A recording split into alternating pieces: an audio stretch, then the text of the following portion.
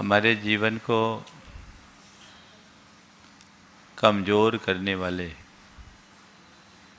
कारक कोई बाहरी नहीं, हमारी खुद की दुर्बलताएं।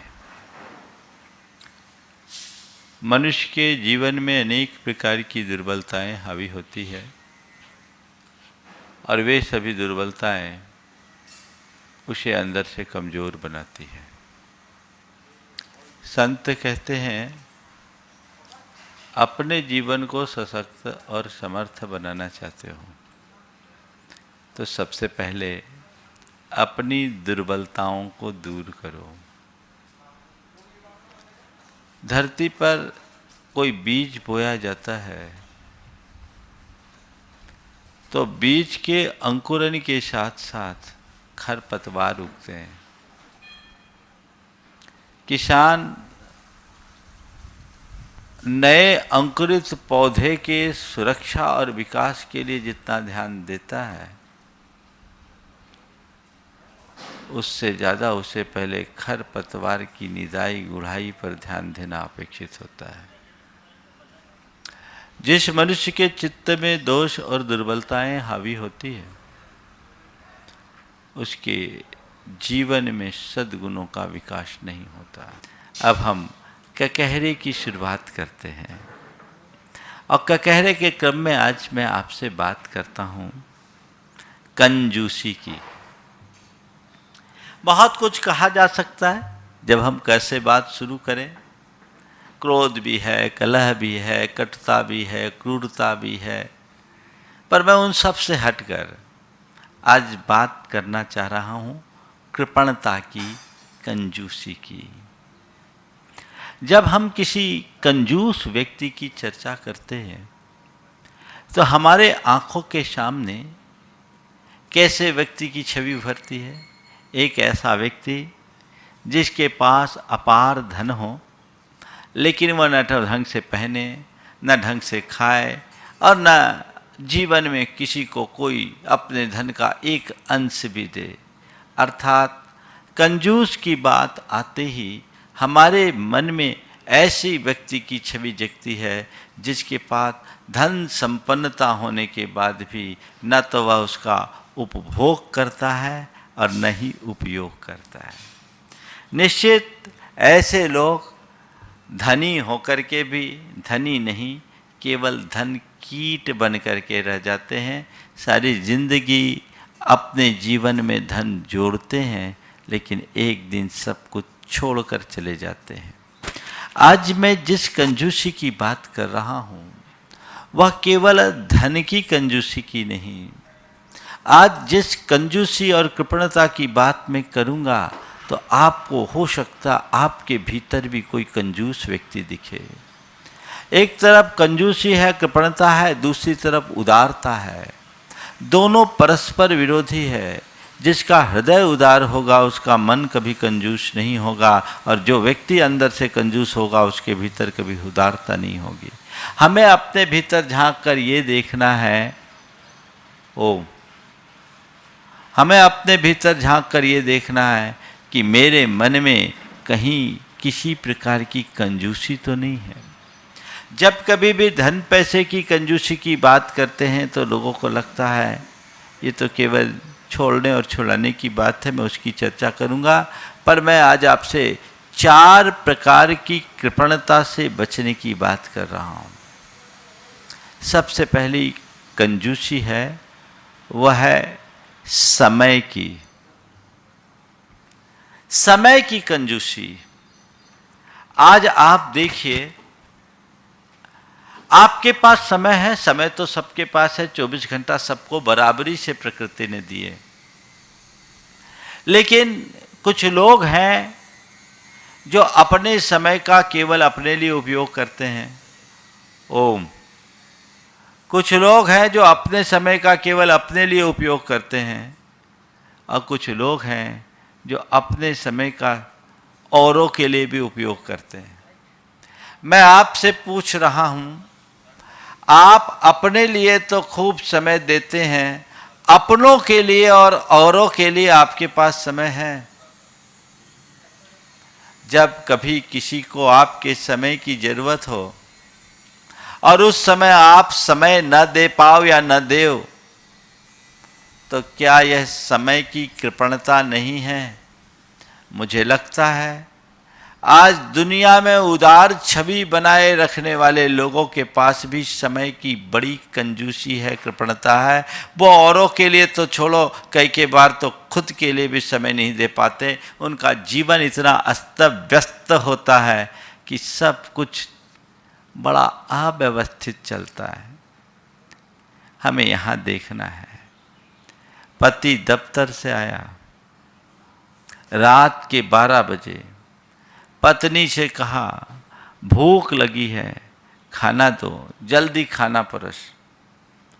पत्नी ने कहा रात के 12 बज गए, ये भी कोई समय है खाने का? अरे बोल मत, मैं बहुत बिजी हूं, मुझे मरने की भी फुर्सत नहीं है। बोल मत, मैं बहुत बिजी हूं, मुझे मरने की भी फुर्सत नहीं है। तो रोज रोज का डायलॉग सुनकर पत्नी भी झल्ला उठी। उन्होंने कहा ठीक है, मरना हो तो थोड़ी देर से मरना, क्योंकि अभी मुझे रोने की भी फुर्सत नहीं है। ये एक तस्वीर है जो हमें बहुत कुछ सोचने समझने के लिए बाध्य करता है। क्या हम अपना थोड़ा समय किसी और को नहीं दे सकते, किसी और के लिए नहीं दे सकते? जो मनुष्य अपने समय का सही प्रबंधन नहीं करता और सही वक्त पर सही व्यक्ति को समय नहीं देता, वो व्यक्ति कहीं का नहीं होता। जो वक्त के प्रति उदार होता है, वक्त उसके प्रति उदार होता है, और जो वक्त के प्रति कंजूस बनता है, वक्त भी उसके प्रति कंजूस बन जाता है। तो हमें चाहिए कि हम इस बात को ध्यान में रखें कि मेरे द्वारा समय के संदर्भ में कहीं कोई कंजूसी ना हो।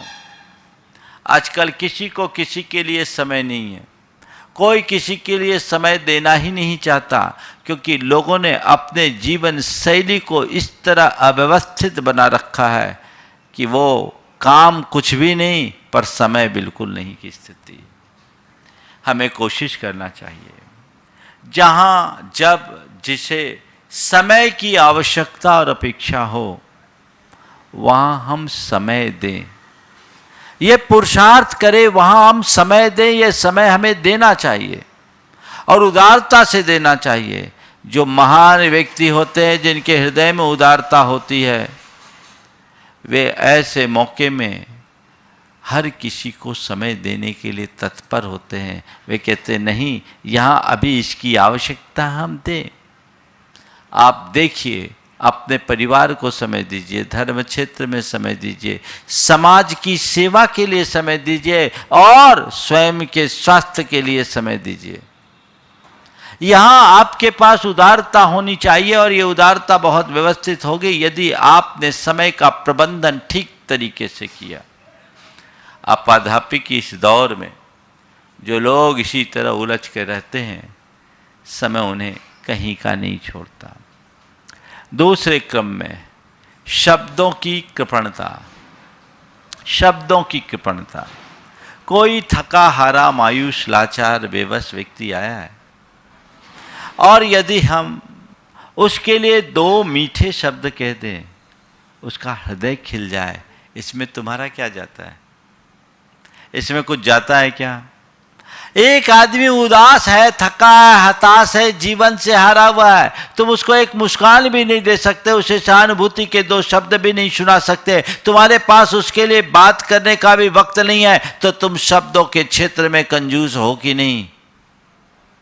ये विचार करना चाहिए। उस घड़ी में अगर कोई व्यक्ति ऐसी स्थिति में आता है तो हमें चाहिए कि हम उसे ऐसे 2 शब्द सुनाएं जिससे उसका बुझा हुआ मन जग जाए, उसके अंदर एक अलग ऊर्जा और स्फूर्ति प्रकट हो जाए और वह अपने जीवन को आगे बढ़ाने में समर्थ हो सके। क्या बिगड़ जाता है?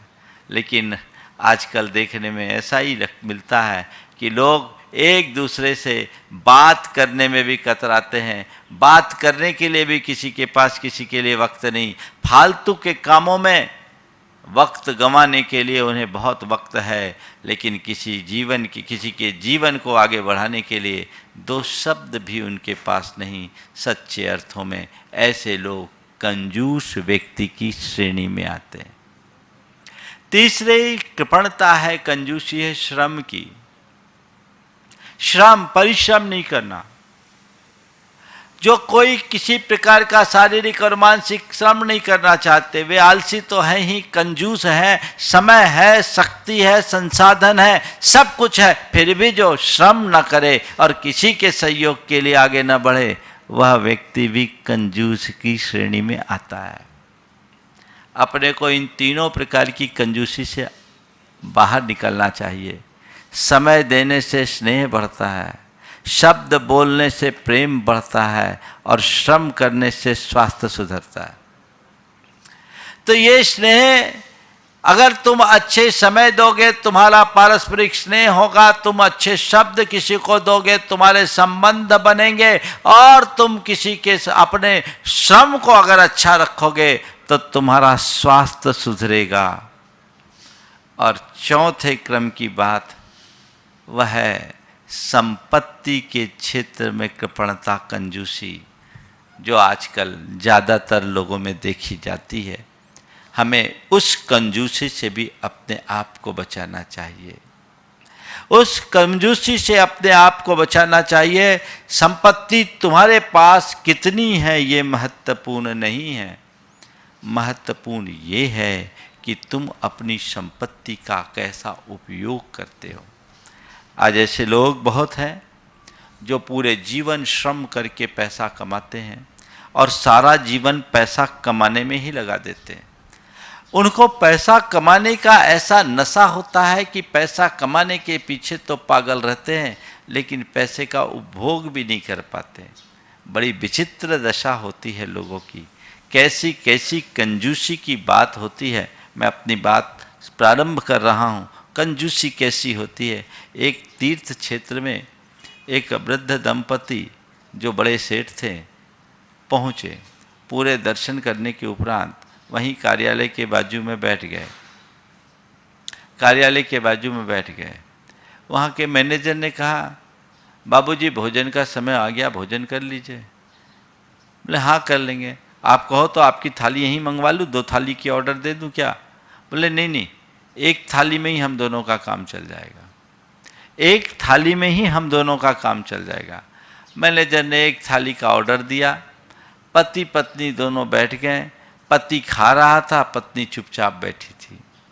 पति खा रहा था, पत्नी चुपचाप बैठी थी। मैनेजर ने कहा, माँ जी आप भी खा लो, भोजन ठंडा हो जाएगा।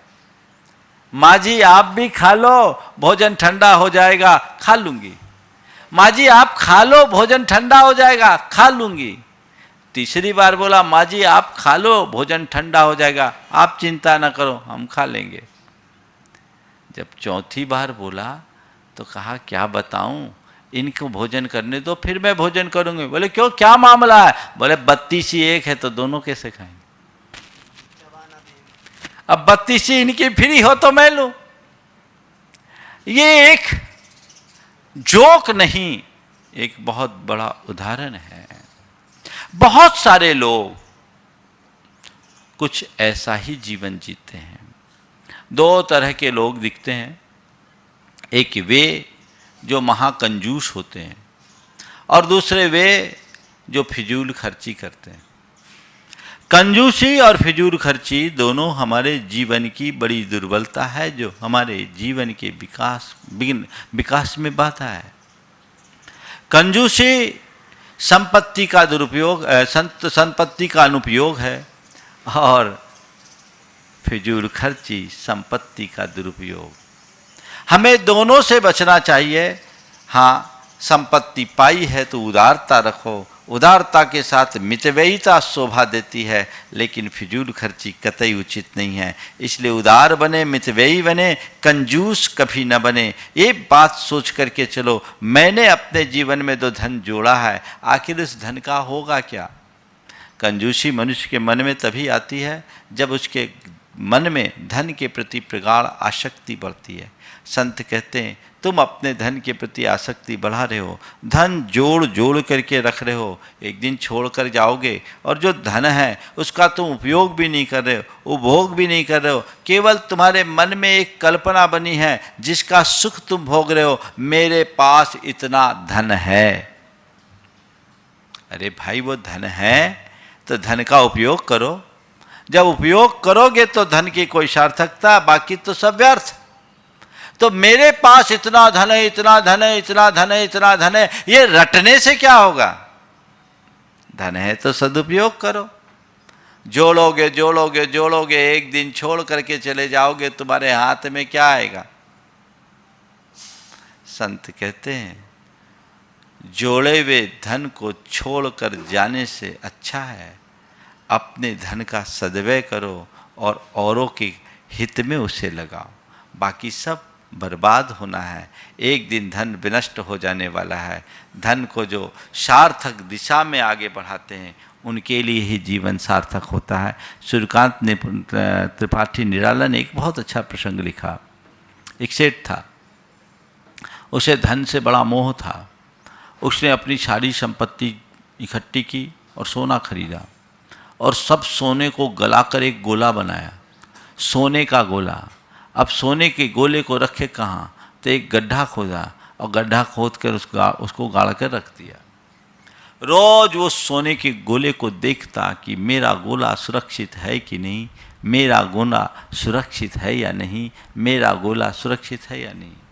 उसकी इस दृष्टि को कई लोगों की नज़र में चढ़ गई और एक दिन रातों रात लोगों ने गड्ढा खोद कर उसका गोला पार कर दिया। रातों रात उसका गोला गोल कर दिया, गड्ढा खोद करके सब पार कर दिया। अब सवेरे जब वो पहुंचा अपने गोले को देखने, उसे लगा अरे यहाँ तो गोला सब खत्म हो गया। वहाँ सोने के गोले की जगह लोगों ने मिट्टी का गोला धर दिया और कुछ नहीं बचा। अब क्या, मैं तो लुट गया, मैं पिट गया, मेरा सब नष्ट हो गया, सब बर्बाद हो गया, मेरे पास कुछ नहीं बचा। वो अपनी छाती पीटने लगा।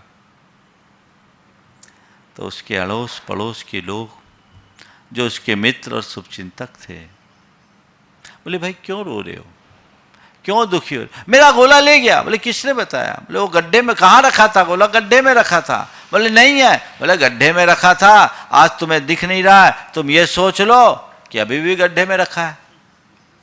वो तो गड्ढे में पड़ा था, पहले भी तुम्हारे उपयोग का नहीं था, अभी भी पड़ा है, अब भी तुम्हारे उपयोग का नहीं है। रो क्यों रहे हो? गड्ढे से चला गया, चाहे वो पीला गोला हो या मिट्टी का लाल गोला, गोला तो गोला है। वस्तुतः धन उसका नहीं जिसके पास वो है, धन उसका है जो उसका उपयोग करता है। तुम उपयोग करो तो तुम्हारा जीवन धन होगा, बाकी तो ऐसे धन को सहेज कर रखना धन का दुरुपयोग है।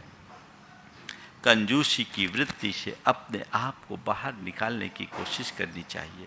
हृदय में उदारता लाओ, और एक बार उदारता तुम्हारे मन में जग गई तो जीवन धन्य हो जाएगा। लेकिन ध्यान रखना, ये उदारता कब आएगी? जब तुम्हारी आसक्ति मिटेगी, और आसक्ति कब मिटेगी? जब तुम धन संपत्ति की नश्वरता को पहचान लोगे।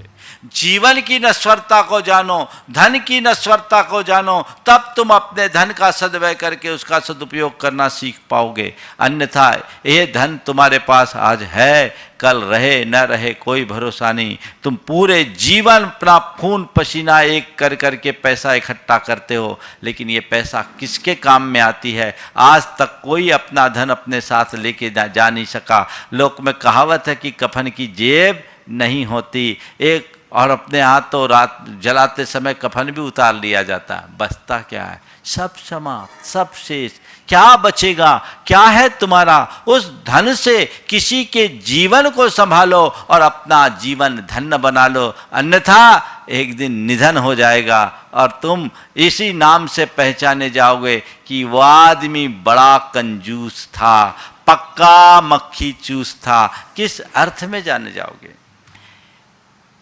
मेरा प्रवचन चला इसी कंजूसी पर, और मैंने ये लोगों से कहा कि तुम थोड़ा सा सोचो, कुछ देर के लिए कल्पना करो कि तुम्हारे मर जाने के बाद लोग तुम्हें किस नाम से याद करेंगे, एक धनी उदार सेठ के रूप में या एक कंजूस मक्खी चूस के रूप में। एक दिन तुम चले जाओगे, तुम्हारे संतान भी तुम्हारा साथ नहीं देगी, परिवार भी तुम्हारा साथ नहीं देगा, तुम्हारी संपत्ति भी यहीं धरी रह जाएगी, तुम्हारा शरीर भी तुम्हारे साथ नहीं जाएगा। तुम्हारे साथ क्या जाएगा? ये धन जो तुमने जोड़ा वो कोई काम का नहीं है, ये सब छूट जाने वाला है और किसी के काम नहीं आने वाला।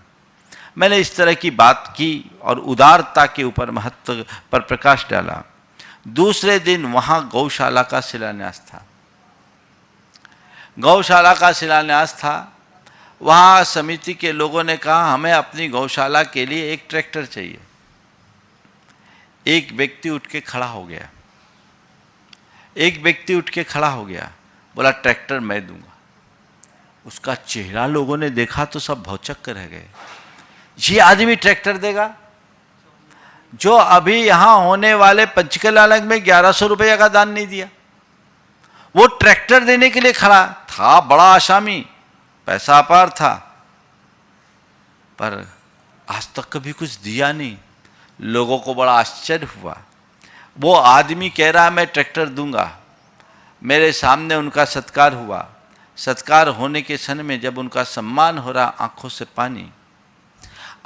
पानी, मन बड़ा भावुक। उस व्यक्ति ने मेरे चरणों में सिर रखते हुए कहा महाराज, जीवन भर कमाने का कष्ट भोगा है, आज दान करने की सुख की अनुभूति मेरे जीवन में पहली बार हो रही है।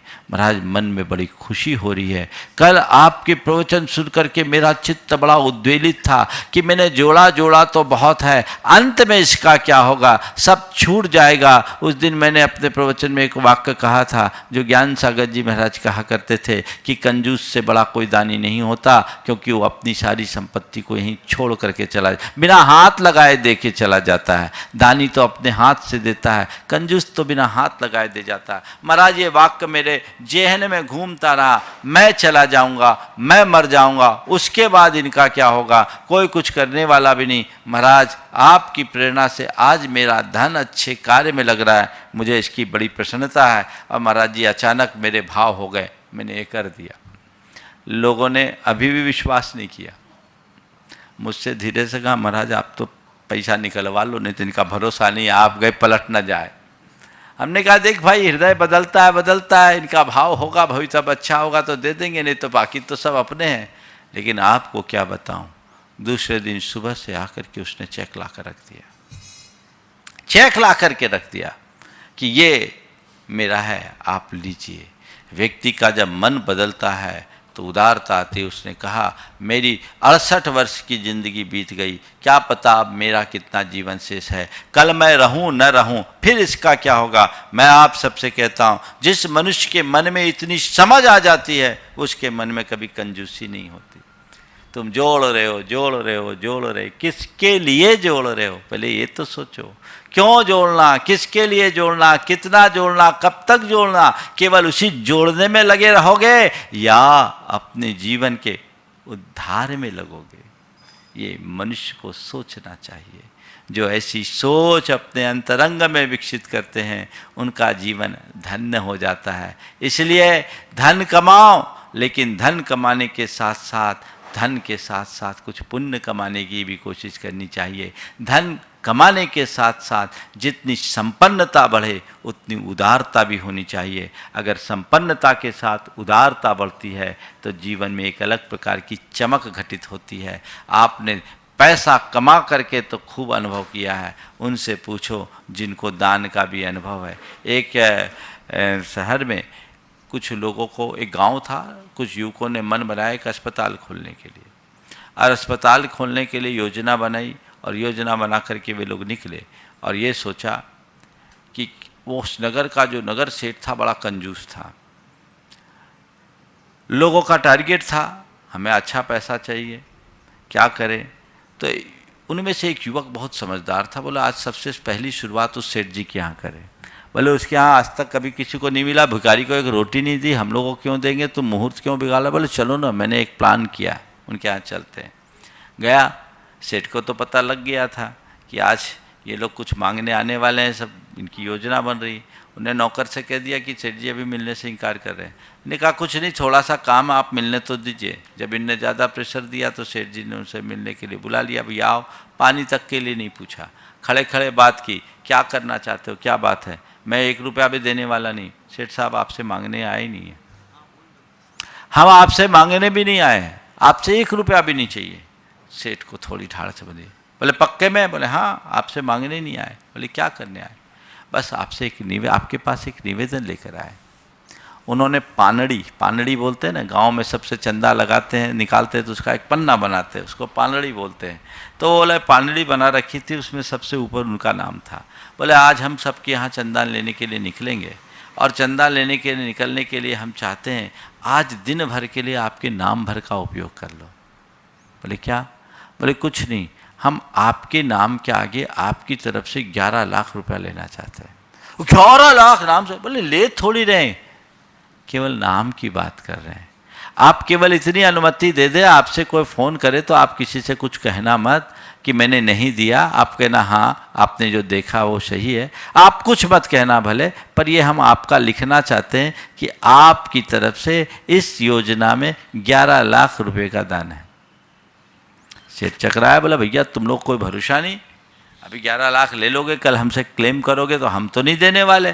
बोले आपको हम कोई लिखा पढ़ी में तो ले नहीं रहे, अब ज़्यादा है तो हम एक एफिडेविट दे देते हैं आपको, हमसे एक एफिडेविट ले लो, हम आज भर के लिए आपके नाम का उपयोग करेंगे और कल आपके सामने ये नाम हटा देंगे, आपका कोई कमिटमेंट नहीं है।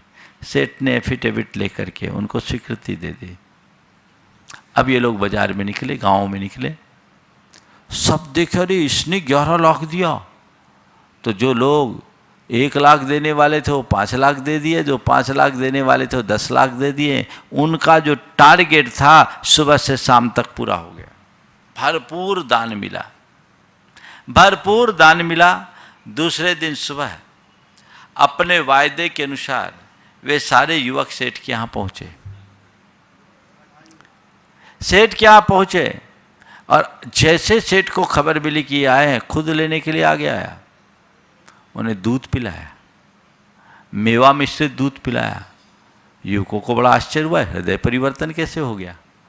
कल तो पानी के लिए भी नहीं पूछा, आज बैठने के लिए बोल रहा है, खुद लेने आ रहा है, दूध पिला रहा है, मामला क्या है। बोला सेठ साहब आपका हमने बहुत बहुत आभार, कल हमने आपके नाम का भर प्रयोग किया और आपके नाम के प्रयोग का ये प्रताप रहा कि हमें जो हमारा टारगेट था वो मिल गया, हम आपका बहुत बहुत आभार, और आज नाम आपका वापस करते हैं। बोले सुनो, नाम वापस करने की ज़रूरत नहीं है।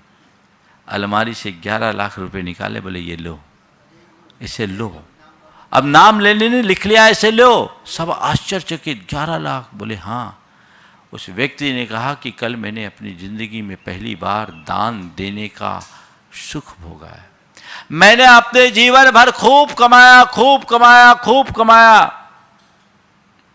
और जो भी मैंने कमाया आज तक किसी ने मेरी प्रशंसा नहीं की। सब मुझे कंजूस बताते, सब मुझे क्रूर बताते, सब मुझे शोषक बताते, सब मुझे गरीबों का धन हरने वाले बताते, न जाने क्या क्या बोलते। मैंने जीवन भर बहुत पैसा कमाया, पर कमाने का सुख मैंने कभी नहीं पाया। आज पहली बार केवल नाम के लिए दान दिया, आज पहली बार केवल नाम के लिए दान दिया, और आज इतनी बधाइयाँ मुझे मिली, इतनी बधाइयाँ मुझे मिली, मेरा मन गदगद है। मैं सोचता हूँ कि कमा करके जो नहीं पाया उससे अनंत गुना सुख मुझे आज थोड़ा सा देने के नाम मात्र से हुआ है। आज मैं धन्य हो गया हूँ। आप लोगों से मैं केवल इतना ही कहता हूँ, ये पैसा आप ले जाओ, और जीवन में जब कभी कोई अच्छा काम करने का मौका आए, शुरुआत मेरे घर से करना, शुरुआत मेरे घर से करना। इसके बिना कोई काम नहीं होगा, मेरे घर से उसकी शुरुआत होनी चाहिए। बंधुओं, बस मैं इतना ही कहना चाहता हूँ, जो व्यक्ति एक बार उदारता के सुख को भोग लेता है, कंजूसी उसके चित्त में कभी हावी नहीं होती। तो उदारता अपना करके चलिए, अपने मन में कंजूसी को रंच मात्र हावी मत होने दीजिए। यदि ऐसा करेंगे तभी हम अपने जीवन के पथ को प्रशस्त कर पाएंगे। छोटी छोटी बातों में कंजूसी करना कतई उचित बात नहीं है। लोग तो थोड़ी थोड़ी बातों में करते हैं और अंत तक कंजूसी के साथ जीते हैं। उनके लिए हम क्या कहें। ये जीवन की एक बड़ी विडंबना है। इस विडंबना से हमको बाहर आने की ज़रूरत है। हम एक बात ध्यान में रखें, मैं कितना कमा रहा हूँ वो महत्वपूर्ण नहीं है। महत्वपूर्ण केवल ये है कि अपनी कमाई का उपयोग कैसा कर रहा हूँ, उपभोग कैसा कर रहा हूँ। दुनिया में बहुत आए चले गए, खूब कमाए छोड़ कर चले गए। हम लोग तो कई बार ऐसा देखते हैं कि अमुक को गड़ा धन मिल गया, तो गड़ा धन उसने गाड़ा था क्या? गाड़ा किसी ने होगा, मिला किसी को। संत कहते हैं धन को संचित करके रखने में सुख नहीं, स्वपर के अनुग्रह के लिए उसका उपयोग करने में ही सुख है। इसलिए कृपणता को, कंजूसी को छोड़ना चाहिए, उदारता को अपनाना चाहिए। तुम्हारे पास जो है उसे खुले दिल से बांटो। रोक के रखोगे समाप्त हो जाएगा। कुआं का पानी सूख जाता है क्योंकि वो रोक के रखता है, लेकिन नदी में पानी बहता है, बहता है, बहता है। नदी कभी सूखती नहीं, कदाचित सूखती भी है तो उसकी धार अंदर बनी रहती है। और उसके पीछे एक बात और मैं आपसे कहता हूँ, नदी का पानी मीठा और समुद्र का पानी खारा होता है। आपने कभी सोचा क्यों होता है? क्योंकि नदी का पानी मीठा और समुद्र का पानी खारा होता है। ऐसा क्यों होता है? क्योंकि समुद्र केवल संग्रह करता है और नदियाँ अपने पास कुछ नहीं रखती, जो होता है सब बांट देती है, उदारतापूर्वक लुटाती है, उदारतापूर्वक लुटाती है। इसलिए मैं आपसे केवल इतना कहता हूँ, जहाँ वितरण है वहाँ मिठास है, जहाँ संग्रह है वहाँ खारापन है। जोड़ोगे जीवन खारा होगा और उदारता से बांटोगे तुम्हारा जीवन मीठा होगा। तो जीवन में बांटने की कला अपनाइए, बांटने की बात सीखिए और उसी से अपने जीवन को धन्य करने की कोशिश कीजिए। जितना मैं बांटूंगा उतना हमारे जीवन में बढ़ेगा। संपत्ति तभी बढ़ती है जब हमारे अंदर उदारता होती है। एक नगर सेठ था, संपन्नता बहुत थी लेकिन उसका सुयश बिल्कुल नहीं था। पास के नगर का जो नगर सेठ संपन्नता में उससे भले कमतर था लेकिन बड़ा उदार था और उस उदारता के कारण पूरे इलाके में उसकी अलग पहचान और नाम था। एक दिन उसे लगा कि भाई उसका नाम इतना क्यों, चल कर देखना चाहिए। वो वहाँ गया, उससे मिलने गया। सेठ ने उसका आत्मीय स्वागत किया, अपने साथ रखा और रात में दोनों एक ही कक्ष में विश्राम किए। लेकिन देखता क्या है, ठीक रात के 12 बजे एक सोडसी युवती आती है और उस बुजुर्ग सेठ के पांव दबाने लगी। आगंतुक सेठ को ये देखकर बड़ा अटपटा लगा। बोले ये क्या मामला है? यही तो इस आदमी को बड़ा नेक दिल इंसान समझता था, बड़ा संयमी और सदाचारी एक समझता था, पर ये तो पक्का अय्यासी निकला। ये भी रात के 12 बजे किसी युवती से पैर दबवाना, और वह भी किसी पर पुरुष के सामने, समझ में नहीं आता। रात भर साधे रहा और सेठ बेसुध पड़ा रहा। वो युवती आई, कब पांव दबाकर चले गई पता नहीं, लेकिन ये इसी उधेड़बुन में रह गया। सुबह आंख खुलते ही इसने सेठ से पूछा क्या मामला है, रात में वो कौन लड़की आती है? बोले आती है, वो तो रोज आती है। बोले क्यों, क्या करूँ, मानती नहीं है। बोले कौन है वो? बोले वह लक्ष्मी है। वह लक्ष्मी है? बोले लक्ष्मी है, रोज आती है, आपके पैर दबाती, क्यों दबाती? वो कहती है मैं लक्ष्मी हूँ, आप मेरे पति हो, पति की सेवा करना हर नारी का कर्तव्य है, सो मैं आपकी सेवा करती हूँ। उस सेठ ने सोचा लक्ष्मीपति तो मैं भी हूँ, मेरे घर भी लक्ष्मी आती होगी, पर हाँ दरवाज़ा बंद देखकर लौट जाती होगी।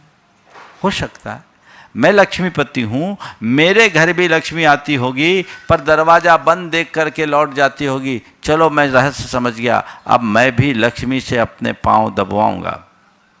घर आया, दरवाज़ा खोल के सो गया, लेकिन नींद कहाँ से आए? आतुरता थी लक्ष्मी के आने की। दरवाज़ा खुली, थोड़ी भी आहट हो एकदम चौंक जाता, आ रही हो। कई बार वो अपने बिस्तर से उठकर दरवाजे तक देखता और वापस आकर के लेट जाता।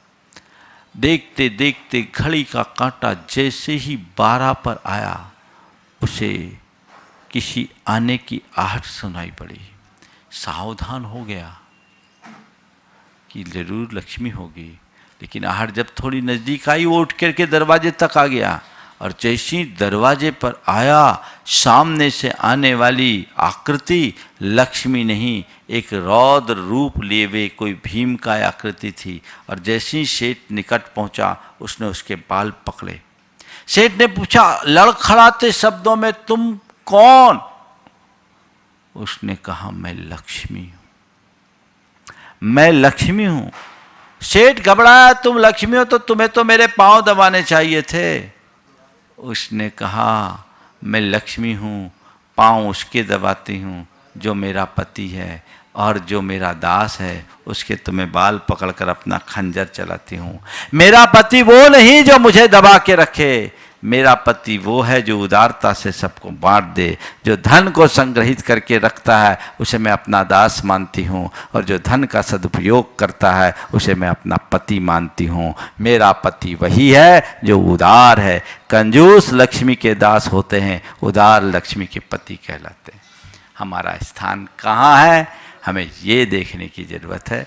कंजूसी को छोड़कर उदारता जैसे गुण को अपनाने में ही जीवन का विकास होगा, तो वो विकास हमारे जीवन में हो ऐसा प्रयास करना चाहिए। कई बार लोगों की कैसी हास्यास्पद स्थिति होती है। एक कवि ने बड़ी अच्छी बात लिखी कि कंजूस बाप को मरता हुआ देख बेटे ने बनवा लिया 2 गुना बड़ा कफन। कंजूस बाप को मरता हुआ देख बेटे ने बनवा लिया 2 गुना बड़ा कफन। देखते ही बाप जी चिल्लाए, अभी मरा नहीं था, देखते ही बाप जी चिल्लाए, कहा बेटा क्यों करता है फिजूल खर्ची, क्यों करता है फिजूल खर्ची, ठीक नहीं है तेरी मर्जी। बेटा क्यों करता है फिजूल खर्ची, ठीक नहीं है तेरी मर्जी।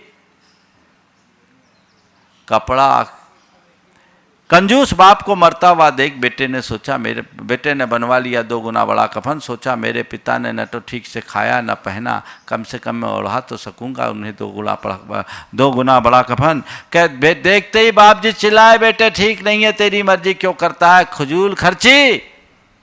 कपड़ा आखिर कपड़ा है, बेकार नहीं जाएगा, आधा मुझे ओढ़ा देना, आधा तेरे काम आ जाएगा। आधा मुझे उड़ा देना, आधा तेरे काम आ जाएगा। इसके लिए हम क्या कहें। पैसा कमाना और पैसे का सदुपयोग करना दोनों में बड़ा अंतर है। हम कंजूसी से बचें। समय की कंजूसी, शब्दों की कंजूसी, श्रम की कंजूसी और संपत्ति की कंजूसी, चारों कंजूसी से अपने आप को बचा करके चलेंगे, तभी हम अपने जीवन का वास्तविक उत्थान कर सकेंगे। समय आप सबका हो गया। यहीं पर विराम। बोलिए परम पूज्य आचार्य गुरुवर श्री विद्यासागर।